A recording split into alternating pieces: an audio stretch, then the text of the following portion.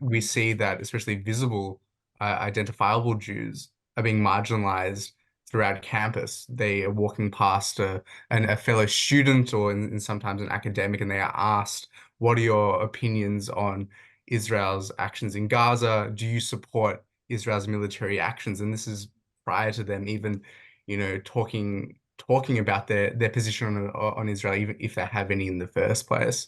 I think it speaks to a deeper issue where, Jewish students, whether they're visibly identifiable or not, especially students, are waking up every day having to make a choice whether to wear identifiable Jewish jewelry, whether to say, as you said, Deborah, every Jew has some sort of connection to Israel, and they have to really internalize and ask themselves, are they going to say to their university classmates, are they going to say it to their lecturers if they're asked, where do you come from? And the student is by chance Israeli.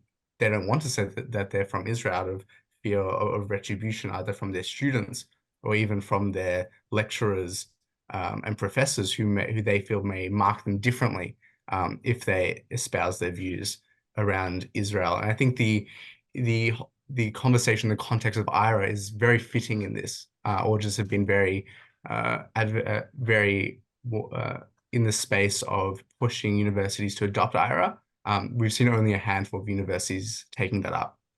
We've seen that IRA has been highly politicized to the extent that many universities do not want to touch the definition because of what they perceive as a limitation of freedom of speech, the limitation of academic expressions. And so the universities who even have adopted IRA, there's so many qualifications and caveats in there that we see that the IRA definition isn't being utilized in a way that it was originally intended to when it was meant to act as a framework.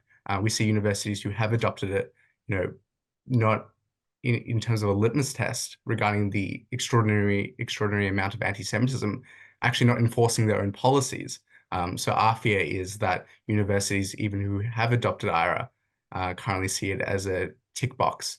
But really, there's no follow through or enforcement on the other end, which is really compounding our efforts in anti-Semitism. I think going back to a comment made that I think IRA, in addition to some sort of good practice guide or some sort of best practice model that the community can help universities with, is probably our next step in terms of we see that, unfortunately, the adoption of IRA alone for many of these universities is not enough into successfully combating anti-Semitism on campus.